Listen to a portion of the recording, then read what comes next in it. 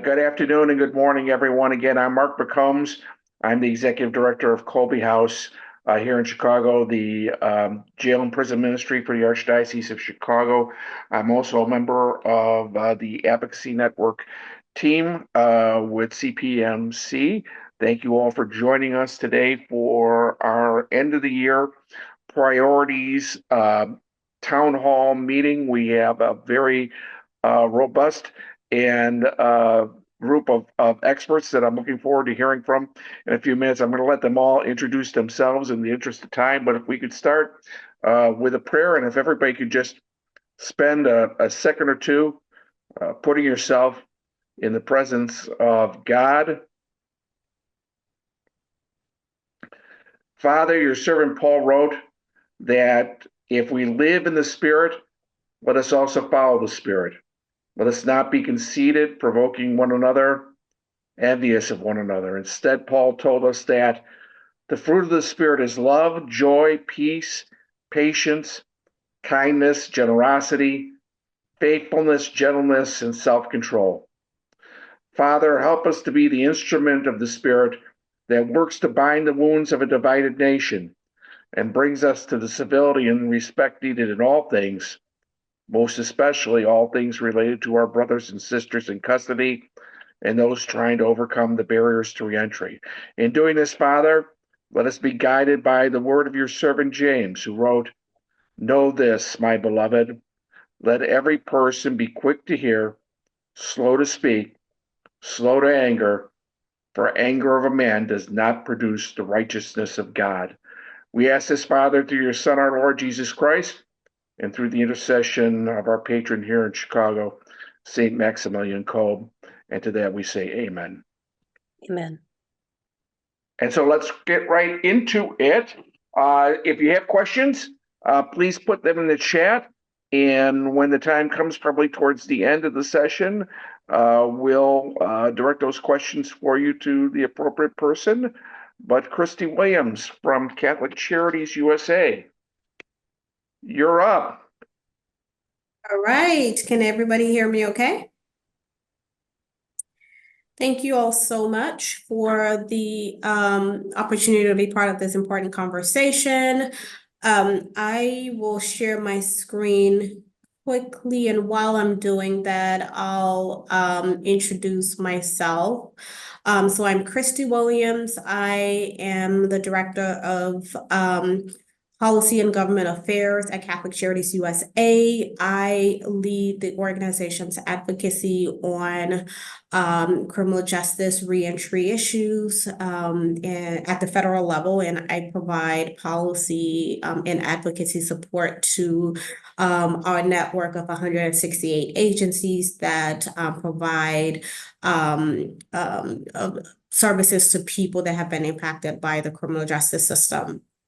And so today, I was asked to just talk briefly about, what the 2024 election results mean for those of us that are working in this space. What are some of the priorities for the lame duck session, and to share anything else that may be helpful. So I'll just jump right into that quickly. So, before I say anything about this slide on the screen, I just want to say that obviously this is just a snapshot of what resulted from the recent elections. And it's just really, this slide is just really to set up the slides that are following as we talk about the state of play right now and what we're tracking as far as the changes that we expect to see in the new administration as well as the 119th Congress. So it's no secret now that the House has maintained, the Republicans have maintained the majority in the House, and the Senate has flipped, and now the Republicans are controlling the Senate. And Senate leadership changes, we've already started to see some of that take place, and more leadership changes are in the works in the House, as soon as folks make their way to Washington, D.C., and committee appointments start. So the changes in the Senate leadership bring some opportunities, but also, remind us that we are working we're going to be working in an environment that's going to be leaning more toward conservative policies moving forward. And so we have to keep that in mind as we are strategizing about our next steps. And the types of policy proposals and requests that we're going to be advocating on, and our messaging as well, right? So sometimes it's all in the messaging. We all may want the same things that, a conservative Congress may want, but sometimes it's also in the messaging about how we ask for those things or how we advocate for those things. So just wanted to just kind of set that up as we're looking at, the changes that we're seeing on Capitol Hill in the administration.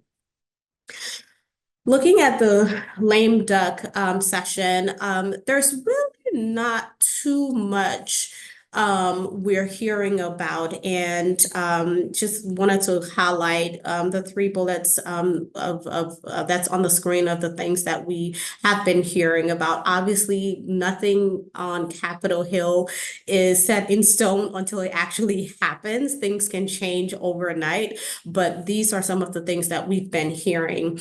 That we're hearing that a continuing resolution is likely through March. If that changes, we'll definitely share that update, but as of now, that's what we're hearing. The National Defense Authorization Act, which is the bill that provides funding for defense programs and initiatives here in the U.S.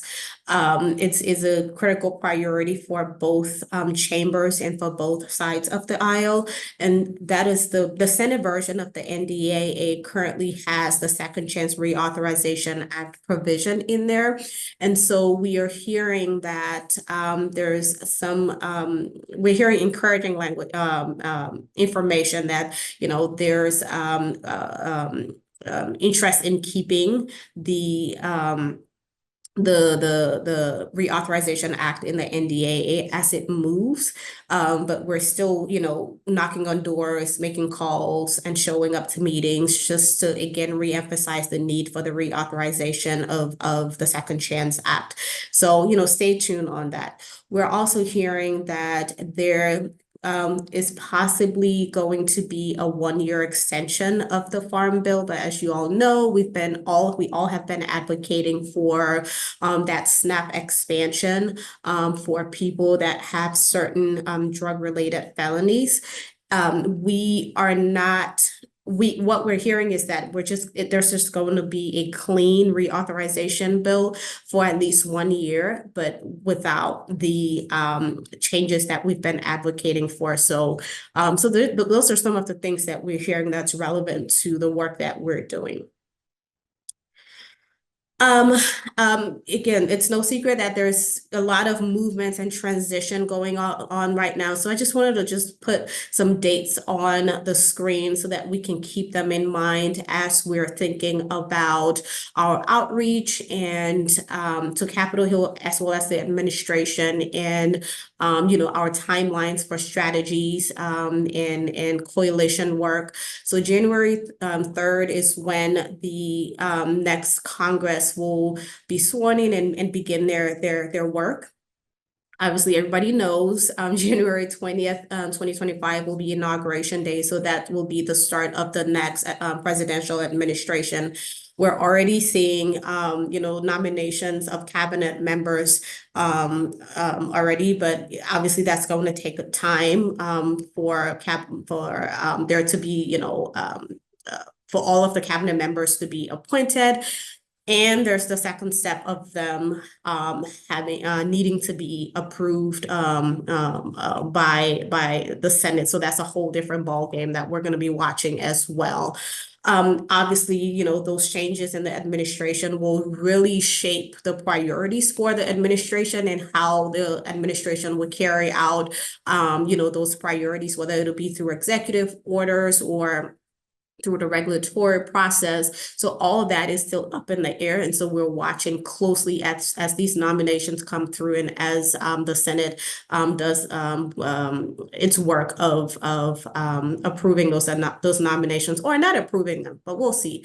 And then, both chambers, we expect, a lot of changes within the committees. And as you know, legislative priorities are really shaped at the committee level and throughout the legislative process. So that's something that we're also watching very closely as leadership on the various committees change. It'll really determine how we build certain relationships, how we reshuffle our legislative priorities, and how we do outreach on the Hill. And then lastly, there are lots of unknowns about policy and funding priorities. And so we are very careful to not pin ourselves into a specific corner or fixate ourselves in a particular direction. We want to be as fluid as possible with the situation, keeping in mind that criminal justice issues are often issues that garner a lot of bipartisan support. I mean, some Republicans that are currently in this current Congress and are going to be in the next Congress have led on criminal justice issues, as well as Democrats. So I think that we're in a better position than others that are working on other issues to really, garner some common ground and bipartisan support on a lot of the issues that are important for the work that we do. So I would encourage us to keep an open mind as we're thinking about our priorities and our strategies, because there's plenty of opportunities for us to work on both sides of the aisle. And so as far as 2025 advocacy priorities that we know currently would be available, leading into 2025. We know that January is Human Trafficking Awareness Month. That's a great time to really move things up the list on trafficking and start reaching out to key offices, both at the district level, at the state and local level, and here in Washington, D.C., and creating those relationships that we may have not had before, or those existing relationships where trafficking was a common area where, we could have, conversations about. There still needs to be the TVPR, the Trafficking Victims Protection Reauthorization Act, still needs to be reauthorized. And so there's really no indication so far, or concrete indication so far, that it'll be reauthorized in 2024. So depending on what happens by the end of 2024, that may be something that we'll have to again bring up in January. April is Second Chance Month, at least under the Biden administration.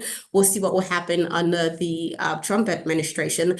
But even if the Trump administration does not designate it, Second Chance Month as the Biden administration did, we have time to plan for a robust advocacy campaign around second chance issues and touch base with offices that may not be familiar with second chance and reentry issues, or maybe tap into current allies on the Hill that are very familiar with this issue, and then use that as a way to springboard some of our advocacy priorities on reentry matters.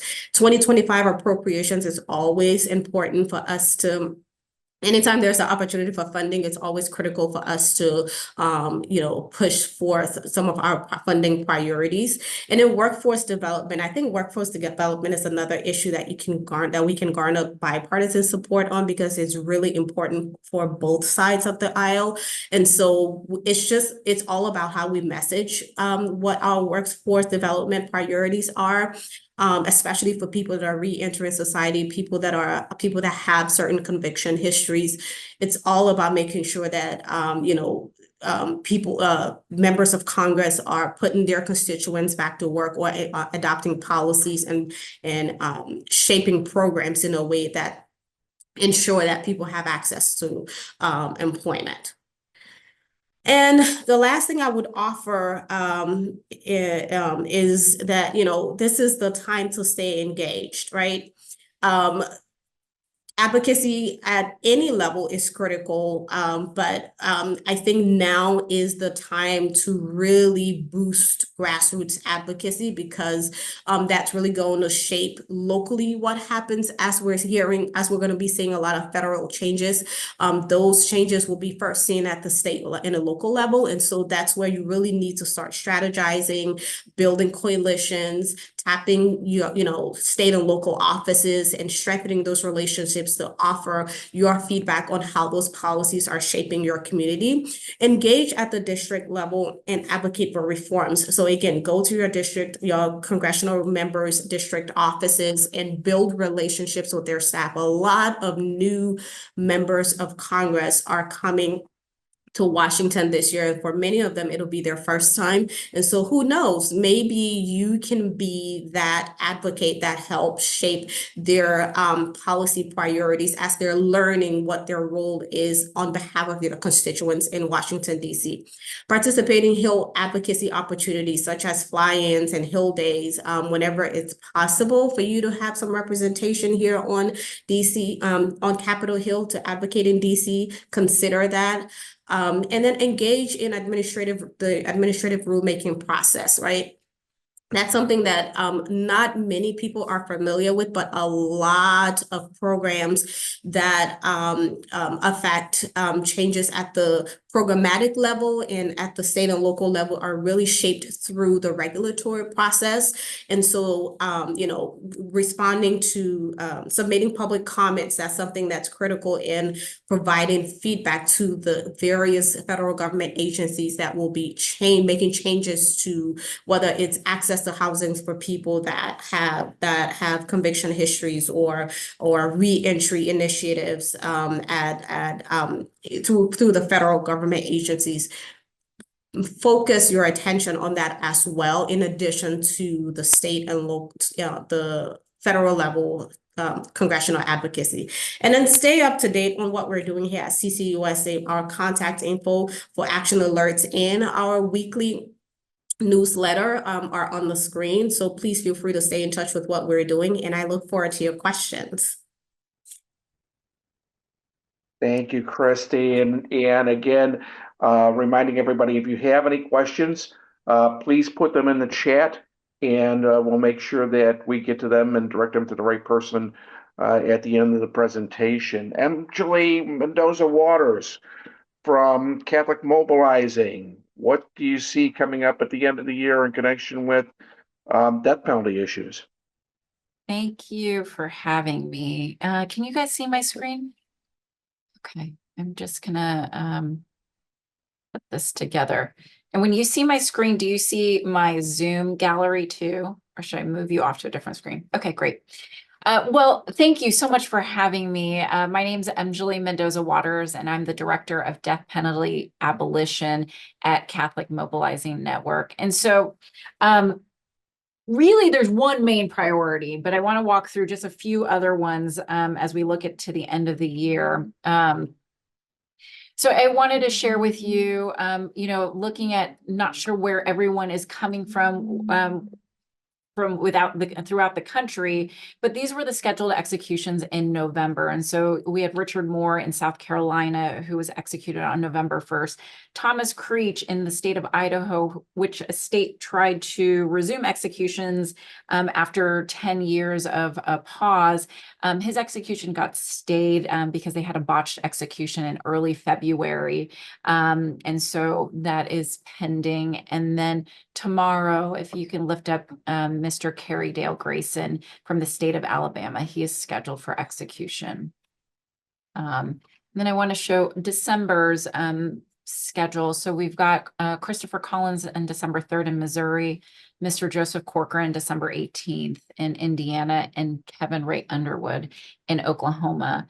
All are important. I would like to note that Joseph Corcoran in the state of Indiana, this will be the first, this is the first scheduled execution after 15 years. So in the course of 2024, we've seen South Carolina, Utah, and Indiana, and Idaho. Idaho was not successful, but those are 4 states that have scheduled executions after between 10 to 15 years in a pause. And if Indiana does move forward, that will be 9 states that would have successfully executed people. That's more than last year where we were at 5. So those are some of the things on a state level. What I want to talk about is the federal. So, thank you, Christy, for, the overview of the post elections. And we've been working on the federal death penalty, for years, particularly with this election cycle since the early spring. And obviously we've seen how there were lots of changes in the nominees, and then obviously we know what the outcomes of the elections are. For those who are not familiar, there is a federal death penalty. There are currently 40 men on federal death row.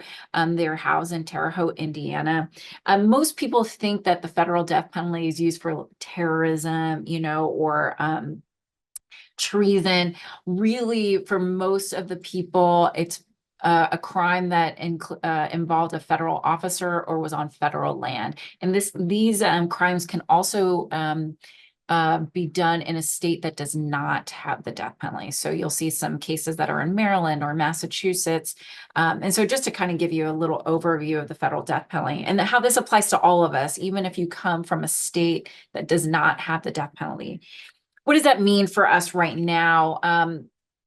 Is that obviously we know that President Biden has until January 20th. And so we are urging the President Biden to commute the federal death row, and he has the presidential authority to do that. We know, and many of you guys I'm sure, are very knowledgeable about this, but we know that under the Trump administration that there were 13 individuals, 12 men and 1 woman, who was executed in 6 months, and hours before President Trump had left office. And so because we know what happened under his administration, and he's been very vocal on the campaign trail about resuming executions, as well as expanding that to include, drug trafficking. We are time is of the essence. And so the pressure to put on President Biden to commute the 40 people on federal death row. And so all of that we've heard from the national strategist to people who are in his circle is that if President Biden does this, it will be because of his Catholic faith. And so I think particularly, a group of ministers and people of faith, this is the moment. We have a Catholic president who put a moratorium on the federal death penalty. The Justice Department continued to give death sentences. President Biden campaigned on ending the federal death penalty. And so this is his moment to kind of bring that to fruition, maybe not end it, but definitely to save 40 people's lives. So this is where all of our attention at Catholic Mobilizing Network has been focused on. A lot of it has been behind the scenes, who are some high profile Catholic leaders to meet the White House, looking at some of support letters. And then we'll be working with national strategists to have these support letters come out all at once. We know that President Biden is most likely not going to respond to public opinion in regards to this issue. So again, it is really focused on those personal relationships, from prepping the priests who celebrate Mass in the White House to personal connections to, priests and other religious who have a close relationship with President Biden, to all these, letters and supports, and obviously a petition. Are the things that we've been working on.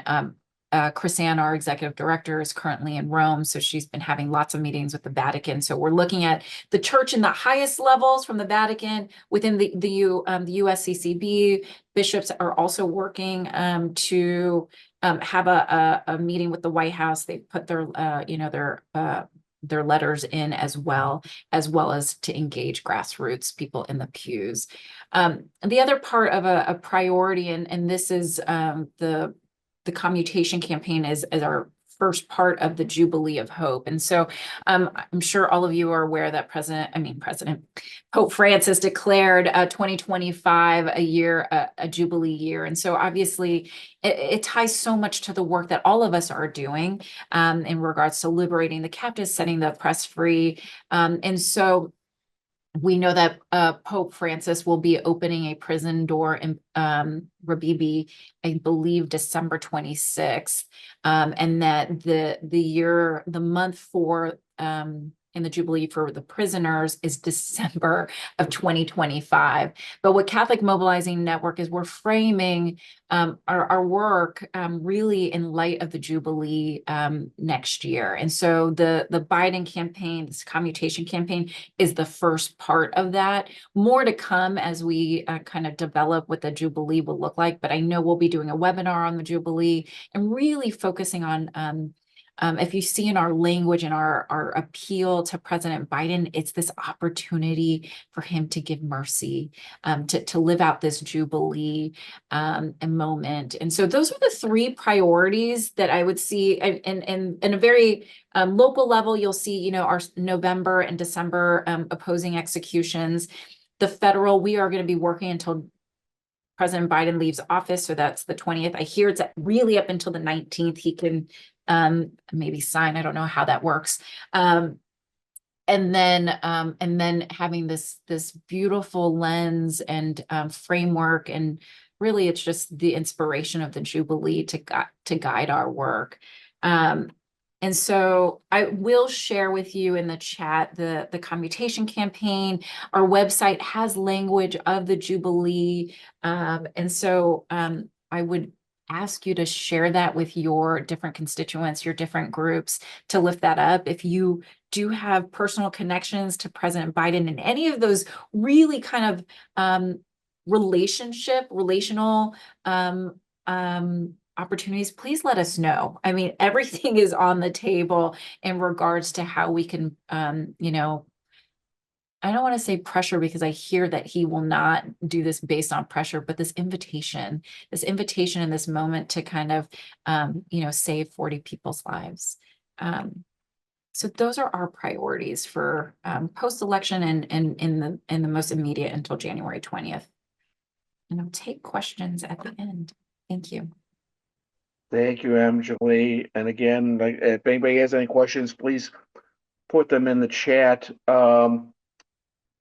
Harrison Hanby from Jesuit Conference Office of Justice and Ecology.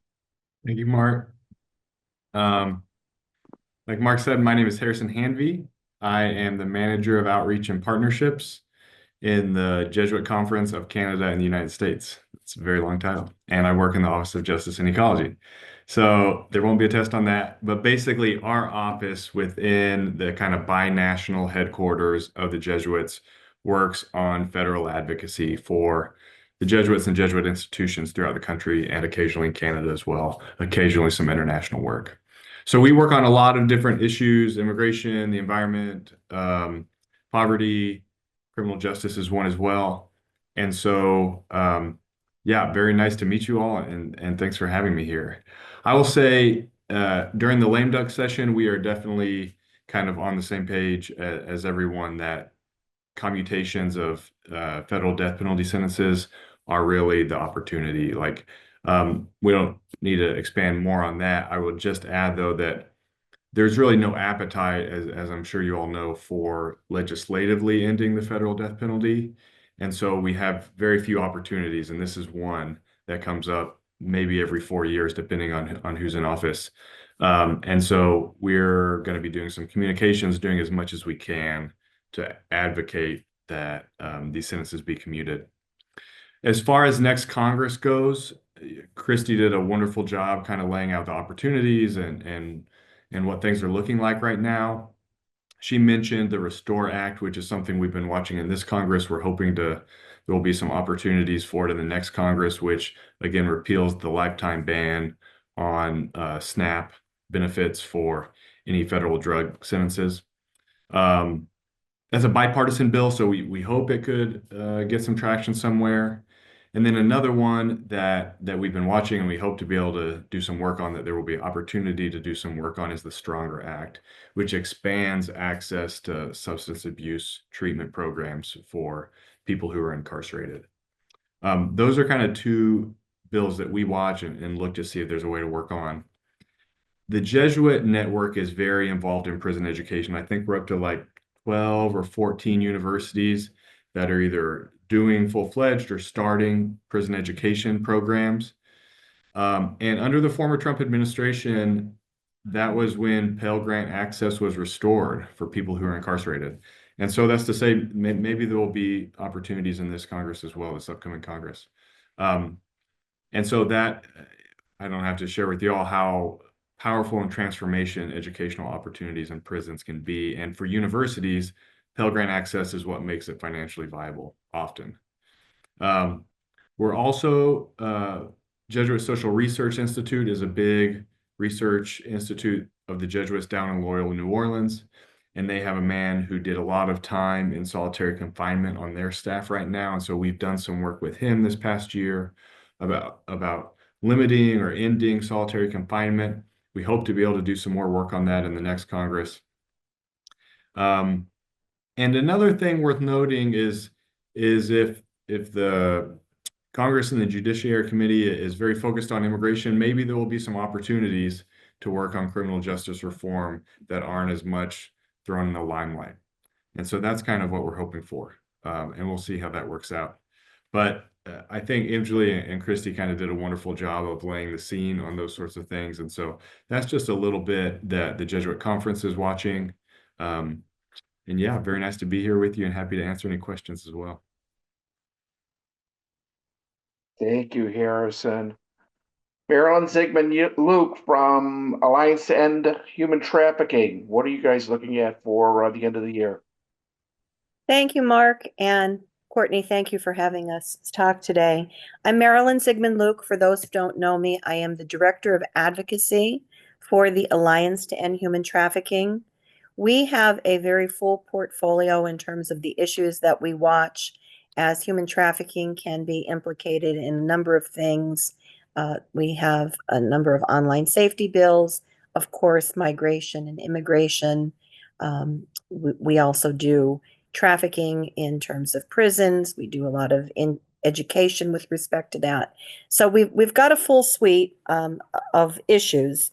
To focus just on the lame duck session, I think, as Christy alluded to, we are focused on specifically the reauthorization of the Trafficking Victims Protection Act.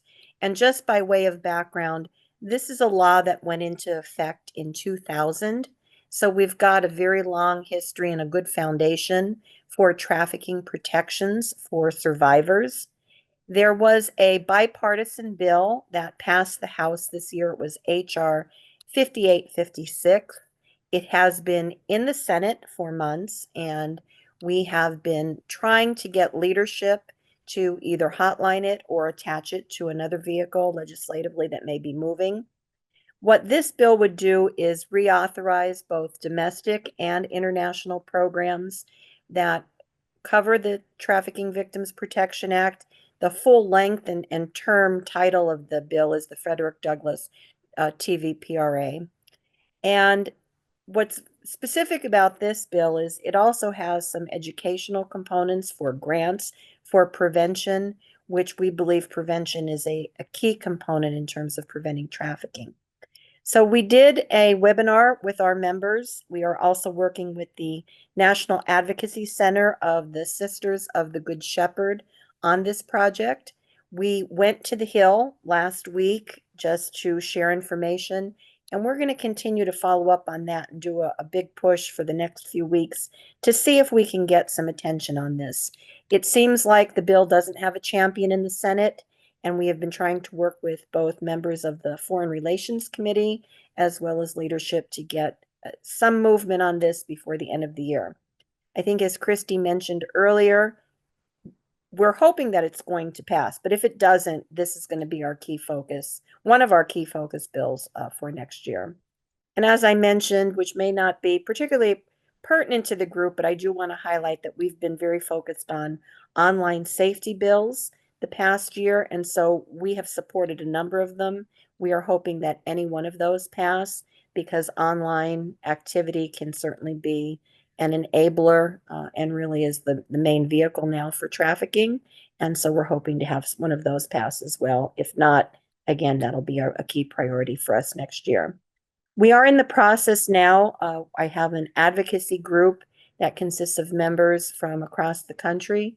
We are preparing our list of legislative priorities, but also because we're going to be in a new Congress and a new administration, our key principles of what the Alliance stands for, and that'll be forthcoming hopefully within the next few weeks. And Courtney, when we're finished with it, I certainly would be glad to share that with you. So I'm happy to take any questions, but that's my update for today. Thank you, Marilyn. Again, if anybody has any questions, please put them in the chat. Sammy Perez from Prison Fellowship was unable to be with us this afternoon, but I know Courtney, he sent you a list of what their priorities are going to be. Yeah, I'm happy to share this with you all. So Prison Fellowship, Sammy said, will remain committed to advocating for Safer Supervision Acts, and focusing on the implementation of the Federal Prison Oversight Act through the end of the calendar year. Their network will communicate to lawmakers in early December the importance of fully funding and ensuring implementation of this vital win from the year. And additionally, Prison Fellowship will begin engaging with the Victim Act, hoping to launch a stronger campaign in the new year. And to this end, they're co-hosting an event with Faith and Law on December 6th to discuss violent crime, policing, and the impact on community safety. So I'll share those details and the registration in the chat, the link. Thank you, Courtney. Anyone have any questions? While folks are thinking of questions, please put them in the chat and we'll direct them. But I did have a question for Christy. I am blessed to live in Danny Davis's district, so I'm quite certain where he's going with the Second Chance Act. But are there legislators other than our own legislator that we should be getting in touch with to push for that reauthorization? So what we've been doing, we've been reaching out to those that have been champions of the Second Chance Reauthorization Act, as well as those who haven't really weighed in on, the bill at all. Right now, the Senate NDA does have the reauthorization language. And so that's why we're really pushing on that front. And so we're knocking on every door, especially Republicans, especially those that are in southern states where, criminal justice issue, or there's a really large prison population in southern states. I think that it would also, be important to just raise to those senators and representatives that this bill should be a priority, considering people will be coming home to be their constituents. So I don't have a list before me right now, but we've been reaching out to champions of criminal justice issues, as well as those who haven't really taken a position, because it's such a bipartisan issue. There's less controversy compared to other issues when we're advocating. Marilyn, I'm going to throw the same question to you about the Trafficking Victims Protection Act. Are there members of Congress in particular, aside from our own representatives, that we should be looking at contacting to try and push that through? I think Marilyn had to step away for just a moment, so we'll circle back with that question.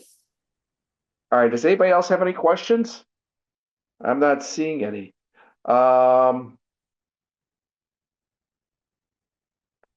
Let me ask Angela, is there anything in particular that we as individuals can be doing to convince the president to sign off on those commutations? Do you know him personally? Do you have his phone number? If you Once do, upon a time, yeah, but I don't think he's taking my calls anymore. yeah, you don't think so? I think we are open to all opportunities here. Obviously we have this petition. I think the petition is, and like we know, is about education.